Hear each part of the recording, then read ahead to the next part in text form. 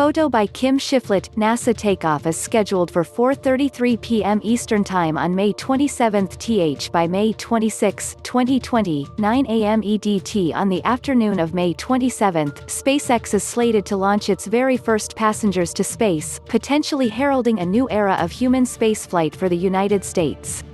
It'll be the first time in nearly a decade that people have launched to orbit from American soil, and it'll be the first time that a private vehicle takes them there. This historic flight is really a test.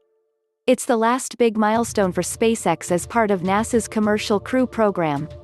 The experimental initiative tasked private companies with creating new spacecraft for NASA that are capable of transporting astronauts to and from the International Space Station. SpaceX's contribution to the program is a sleek, gumdrop-shaped capsule called the Crew Dragon. While it's flown a few times before, the capsule has yet to carry people to space. SpaceX spent the last 6 years getting to this point. Last year, the company did a full dress rehearsal, successfully launching the Crew Dragon to the station without a crew on board. The company also tested the capsule's emergency escape system, confirming that the Crew Dragon can carry people to safety if something goes wrong during the launch. But there have been setbacks to overcome, too, including rocket failures and the explosion of a Crew Dragon capsule during a ground test last year. SpaceX has since recovered, referring to the failures as gifts that helped the company create a safer vehicle.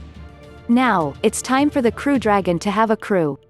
The vehicle's first 2 passengers are veteran NASA astronauts Bob Behnken and Doug Hurley, who were assigned to this mission in 2018. After 2 years of training for this flight with both NASA and SpaceX, they're ready to don SpaceX's custom space suits and take their seats inside the capsule. Here's why this flight is so important, what to expect from the mission, and what it means for NASA and SpaceX moving forward. The Importance July 8, 2011, marked the final flight of NASA's Space Shuttle and the last time astronauts launched to orbit from the United States. Ever since, NASA has flown all of its astronauts and international partners to the space station on Russia's Soyuz capsule. The arrangement costs NASA about $80 million per seat, and it has been the agency's only option for getting people to the station. Artistic renderings of SpaceX's Crew Dragon, L, and Boeing's CST-100 Starliner, R.